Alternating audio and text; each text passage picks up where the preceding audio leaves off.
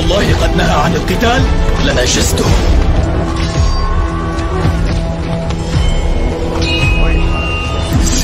ينهى القوم عن القتال ويشير بالرجوع، ثم يقول عود رجل المبارزة مع عبد الله الوليد.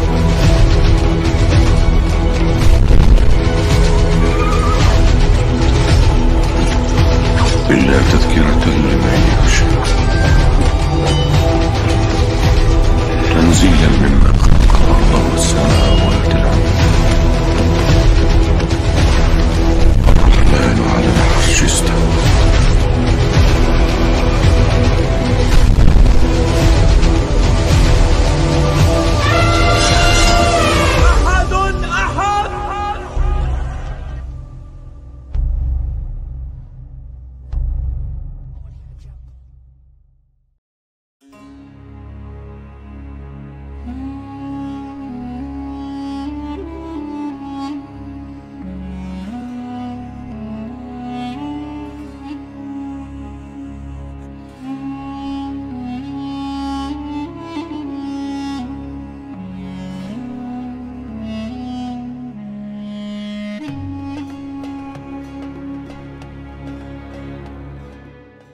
Bagi orang Yahudi, Yehezkiel adalah seorang nabi. Namun, di dalam Islam pun dia dianggap sebagai salah seorang nabi. Siapakah Yehezkiel yang dimaksud dalam Islam? Dahulu kala di Irak, terdapat komunitas Yahudi terbesar di Timur Tengah setelah Palestina. Jumlah mereka sekitar 120.000 orang dan mereka sudah berada di Irak sejak 2.500 tahun yang lalu. Di luar mereka, sebanyak 5.000 orang Yahudi dari berbagai daerah juga akan datang untuk menziarahi sebuah makam dan merayakan tradisi Paskah setiap tahunnya. Lalu, makam siapakah yang dimaksud? Terletak di dekat Najaf, sekitar 130 km dari kota Baghdad, ia adalah makam Nabi Yehezkiel, nabinya orang-orang Yahudi. Namun setelah pendirian negara Israel tahun 1948, dalam kurun waktu tahun 1950 1 hingga 1952, orang-orang Yahudi Irak beremigrasi dalam sebuah operasi rahasia yang direkayasa oleh Israel. Operasi pemindahan orang-orang Yahudi ke tanah yang dijanjikan, yakni Israel, mengakhiri kehadiran 2.500 tahun orang Yahudi di tanah Babilonia, nama kuno Irak. Operasi tersebut dinamai Operasi Ezra dan Nehemia. Menurut keyakinan orang Yahudi, Yehezkiel lah yang telah membawa mereka ke Irak dalam sebuah pelarian. Kini, orang-orang Yahudi Irak telah pergi lagi ke tempat pelarian yang baru, yaitu Israel. Sampai hari ini, identitas Yehezkiel di dalam Islam masih menjadi perdebatan. Aisyah Hidayatullah, seorang profesor studi Islam dari Universitas San Francisco, Amerika Serikat, dalam buku Encyclopedia of Islam, mengatakan bahwa Yehezkiel adalah salah seorang nabi di dalam Islam, dan di dalam Islam dia disebut dengan nama Zulkifli. Nama Zulkifli disebutkan sebanyak 2 kali di dalam Al-Quran. Dan ingatlah akan Ismail, Ilyasa, dan Zulkifli. Semuanya termasuk orang-orang yang paling baik. Quran Surah Sad ayat 48. Dan ingatlah kisah Ismail, Idris, dan Zulkifli. Semua mereka termasuk orang-orang yang sabar. Quran Surah Al-Anbiya ayat 85. Selanjutnya, kita akan melihat perspektif dari sudut pandang Al-Tabari, sejarawan Islam klasik. Al-Tabari memiliki nama lengkap Abu Ja'far Muhammad bin Jarir Al-Tabari. Dia dilahirkan pada tahun 839 di Tabaristan, sekarang Iran, dan meninggal pada tahun 923 di Baghdad, Irak. Al-Tabari seringkali disebut sebagai sejarawan Islam. Namun, sesungguhnya di luar itu dia juga seorang ahli tafsir Al-Quran. Bahkan, meskipun sekarang sudah tidak ada pengikutnya lagi, dia juga pernah dijadikan imam mazhab dalam Islam. Terkait identitas Yehezkiel, Al-Tabari mempunyai pendapat lain. Al-Tabari memang membenarkan bahwa yang dimaksud Zulkifli dalam ayat di atas adalah seorang nabi, tapi dia merupakan orang yang berbeda dengan Yehezkiel. kisah tersendiri tentang Yehezkiel dalam versi Al-Tabari akan diceritakan kemudian. Menurut Al-Tabari, Zulkifli adalah putra dari Nabi Ayub. Waktu itu dikisahkan menjelang kematiannya saat dia berusia 93 tahun, Ayub menunjuk Haumal, putranya, untuk menjadi pewarisnya. Namun, setelah Ayub meninggal, Allah Subhanahu wa Ta'ala menunjuk putra Ayub lainnya yang bernama Bishr untuk menjadi seorang nabi. Dialah yang kemudian disebut dengan nama Zulkifli oleh Allah Subhanahu wa Ta'ala. Zulkifli kemudian diperintahkan olehnya untuk mendakwahkan tentang ketauhidan. Zulkifli tinggal sepanjang hidupnya di Suriah dan dia meninggal pada usia 75. Sebelum meninggal, Zulkifli menunjuk putranya, Abdan, untuk menjadi pewarisnya. Dalam Ta'rikh Al-Rusul wal Muluk, Al-Tabari mengatakan bahwa Yehezkiel adalah seorang nabi dari keturunan bangsa Israel.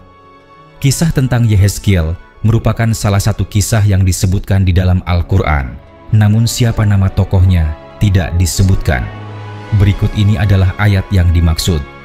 Apakah kamu tidak memperhatikan orang-orang yang keluar dari kampung halaman mereka, sedang mereka beribu-ribu jumlahnya karena takut mati? Maka Allah berfirman kepada mereka, matilah kamu.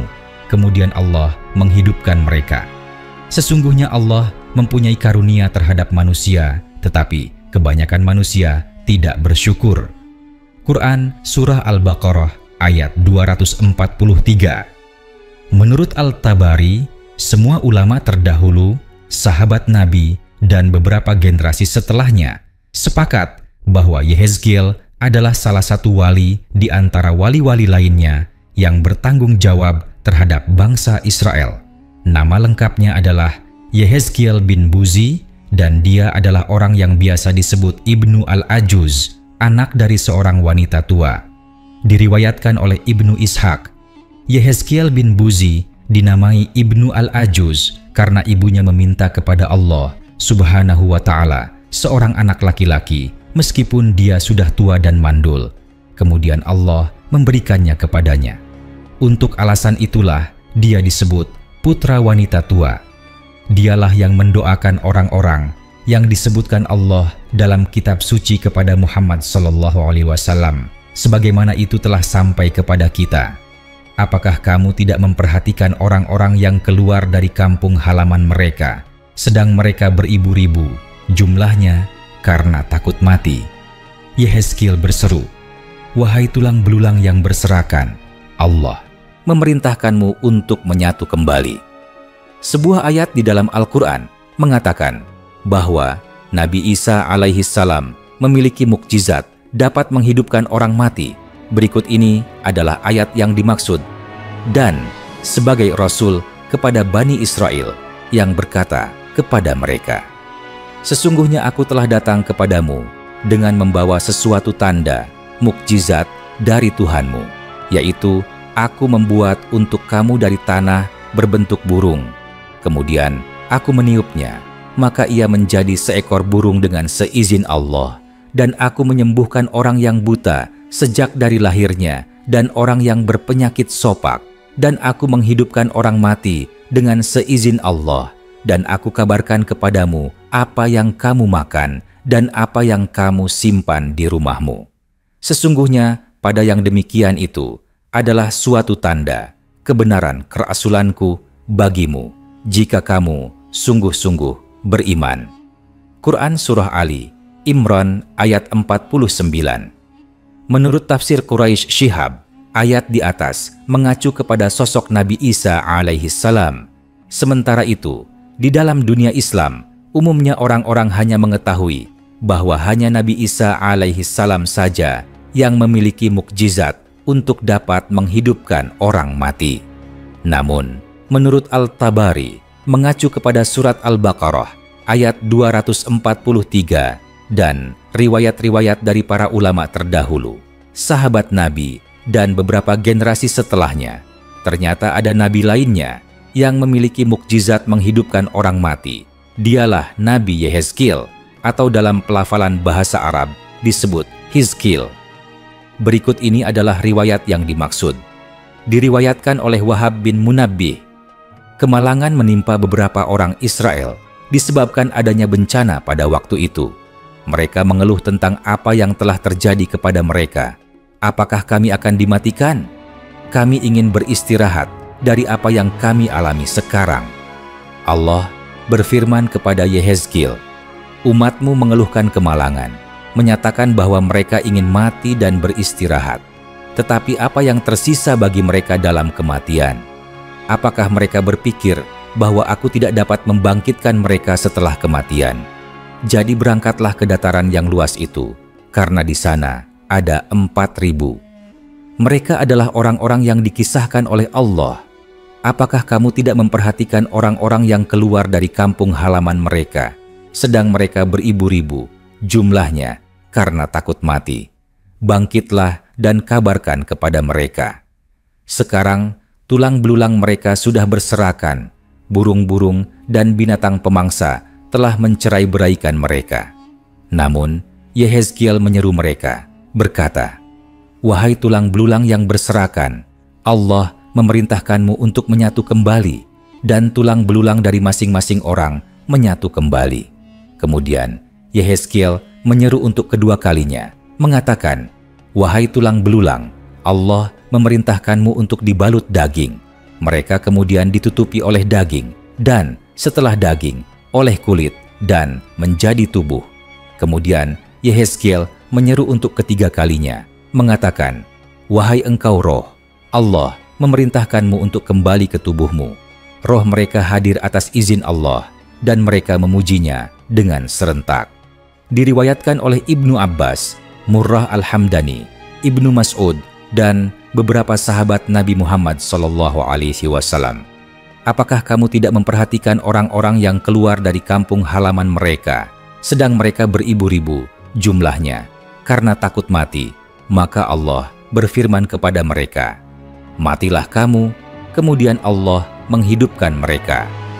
Di sebuah kota bernama Dawardan, sebelum Wasit, sebuah wabah terjadi. Orang-orang kebanyakan melarikan diri dan menetap di satu wilayah. Sebagian besar dari mereka yang tinggal di kota itu mati, sementara yang lainnya melarikan diri dan tidak banyak dari mereka yang mati. Ketika wabah hilang, mereka kembali ke kota dengan aman. Mereka yang selamat, orang-orang yang tidak meninggalkan kota, berkata, teman-teman kami ini lebih teguh daripada kami. Jika kami telah melakukan apa yang mereka lakukan, kami, maksudnya orang-orang yang tetap tinggal di kota, akan tetap hidup. Sesungguhnya, jika wabah itu terjadi untuk kedua kalinya, kami akan pergi bersama mereka. Sebuah wabah terjadi kembali tahun berikutnya, dan mereka melarikan diri menjadi 30.000 lebih banyak, menetap di sebuah tempat yang merupakan lembah yang luas. Di lembah, salah satu malaikat menyeru mereka dari bawah, dan yang lainnya dari atas, matilah. Dan mereka mati, sehingga mereka semua binasa, dan tubuh mereka membusuk. Seorang nabi bernama Yehezkiel melewati mereka. Ketika dia melihat mereka, dia berhenti dan mulai memikirkan mereka. Dia menaruh jari-jarinya di mulutnya, berpikir, dan Allah berfirman kepadanya, wahai Yehezkiel, apakah engkau ingin aku menunjukkan kepadamu bagaimana aku akan menghidupkan mereka? Yehezkiel menjawab, ya. Satu-satunya hal yang terlintas di pikirannya adalah dia ingin melihat kekuasaan Allah atas mereka. Jadi dia berkata, ya. Dia diberi perintah, panggillah. Jadi dia memanggil, wahai kalian tulang belulang, sesungguhnya Allah memerintahkanmu untuk menyatu kembali. Tulang belulang itu mulai berterbangan dari satu ke yang lainnya, sampai mereka menjadi kerangka yang utuh. Kemudian Allah berfirman kepadanya, berserulah engkau kepada tulang belulang, sesungguhnya Allah memerintahkanmu untuk dibalut dengan daging. Dan mereka menjadi ditutupi darah dan daging, dan pakaian yang mereka bawa saat mati menutupi tubuh mereka kembali. Kemudian dikatakan kepadanya, serulah.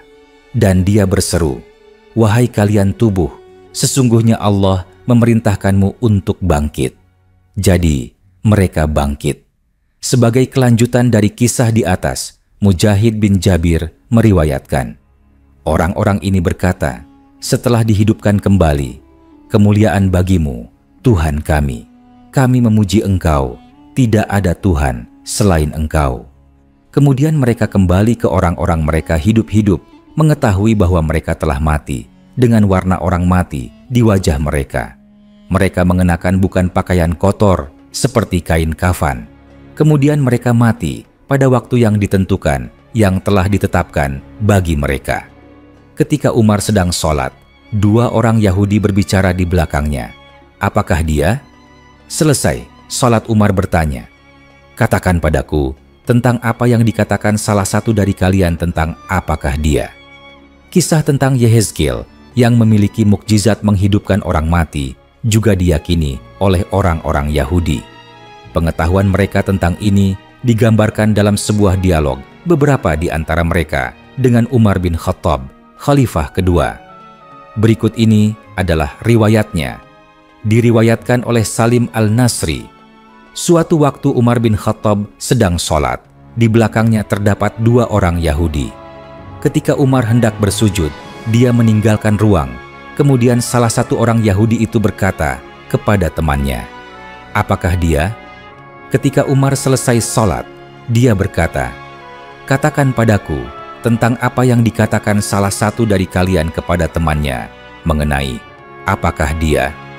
Mereka berkata, kami menemukan disebutkan dalam kitab kami tentang tanduk besi, tentang mukjizat yang diberikan kepada Yehezkiel yang menghidupkan kembali orang mati dengan izin Allah. Umar berkata, kami tidak menemukan Yehezkiel dalam kitab kami, dan tidak ada yang menghidupkan kembali orang mati dengan izin Allah kecuali Isa bin Maryam. Mereka berdua berkata, apakah engkau tidak menemukan di dalam kitab Allah yang menyatakan, dan rasul-rasul yang tidak kami kisahkan tentang mereka kepadamu? Umar berkata, tentu saja. Mereka berkata, mengenai kebangkitan orang mati, kami akan menceritakan kepadamu bahwa suatu wabah menimpa orang Israel.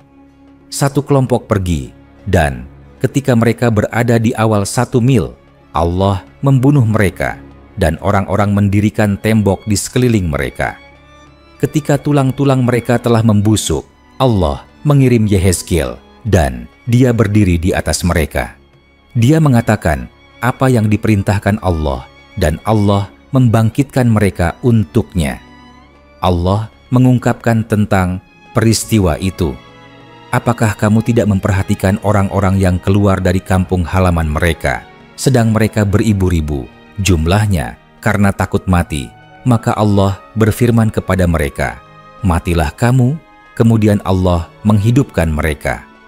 Sesungguhnya Allah mempunyai karunia terhadap manusia, tetapi kebanyakan manusia tidak bersyukur. Pernyataan dua orang Yahudi di atas yang mengaitkan Yehezkiel dengan surat Al-Baqarah ayat 243 juga didukung oleh pernyataan Wahab bin Munabbih. Ketika Allah mengambil Kaleb bin Jepune setelah kematian Yusha, Joshua, dia menunjuk Yehezkiel bin Buzi sebagai penerus di antara orang Israel yang merupakan putra dari wanita tua. Dialah kami telah diberitahu yang berdoa untuk orang-orang yang disebutkan Allah dalam Al-Quran kepada Muhammad yang berbunyi, apakah kamu tidak memperhatikan orang-orang yang keluar dari kampung halaman mereka, sedang mereka beribu-ribu jumlahnya karena takut mati? Kisah tentang Yehezkiel yang memiliki mukjizat menghidupkan orang mati juga dibenarkan oleh Ibnu Ishaq, penulis sejarah Nabi Muhammad SAW dari abad ke-8. Ibnu Ishaq meriwayatkannya dengan redaksi yang sedikit berbeda, namun pada intinya isinya sama dengan periwayat-periwayat lainnya yang sudah pernah kami kutip pada artikel sebelumnya. Sementara itu, kisah tentang Yehezkiel yang memiliki mukjizat menghidupkan orang mati di dalam keyakinan Yahudi dan Kristen dapat ditemukan dalam Alkitab pada bab Yehezkiel, Ezekiel, bab 37, pasal 1 hingga 14. Menurut Al-Tabari, lamanya masa hidup Yehezkiel di antara orang-orang Israel tidak diketahui. Ketika Allah mengambil Yehezkiel, diriwayatkan perilaku buruk bangsa Israel malah semakin bertambah. Mereka dilaporkan meninggalkan perjanjian mereka dengan Allah yang telah disepakati bersama di dalam Taurat dan kemudian menyembah berhala. Sebagai pengganti Yehezkiel, Allah kemudian mengirimkan Nabi Ilyas sebagai nabi baru untuk bangsa Israel. Makam Yehezkiel hari ini diyakini berada di Irak, terletak di dekat Najaf, sekitar 130 km dari kota Baghdad. Sebagian Muslim meyakini bahwa makam ini adalah makam Zulkifli, yang mana telah dibahas sebelumnya. Menurut Al-Tabari, Zulkifli dan Yehezkiel walaupun sama-sama nabi, tapi merupakan orang yang berbeda. Kompleks pemakaman ini terdiri dari makam dan menara. Selama beberapa generasi telah dijadikan tempat ziarah bagi orang Yahudi, hingga akhirnya dikelola oleh Muslim mulai tahun 1316. Ziarah musim gugur pada hari Paskah biasanya mendatangkan ribuan orang Yahudi. Kompleks itu dibangun memakai batu bata yang bangunannya menempel kepada bangunan bekas masjid. Bentuknya kotak, di bagian atapnya terdapat kubah berbentuk kerucut tinggi. Bagian dalamnya dicat putih demi mengoptimalkan pandangan yang terbatas karena kurangnya cahaya yang masuk. Makam itu ditutupi dengan kain emas yang sering diciumi oleh para peziarah. Para peziarah meyakini apabila mereka menyerahkan persembahan di makam itu, maka keluarganya akan menjadi keluarga besar dan hewan ternak mereka bertambah banyak. Tidak ada barang yang dicuri dari kompleks itu, karena berdasarkan keyakinan orang Yahudi, barang siapa yang mencuri dari sana, dia akan terjangkit penyakit dan mati. Sebagai akibatnya, para pedagang meninggalkan uang dalam jumlah besar dan harta di sana untuk diamankan, dan itu berfungsi sebagai semacam bank primitif. Pemerintah Irak telah memulai restorasi makam tersebut, dan bahkan pada masa pemerintahan Saddam Hussein, makam itu dilindungi. Ketika Perang Irak, bangunan di sekitar kompleks pemakaman hancur, tetapi makamnya sendiri tidak rusak. Semenjak eksodus besar-besaran orang Yahudi ke Israel pada tahun 1950-an, kini semua peziarah yang datang hanya berasal dari orang-orang Islam.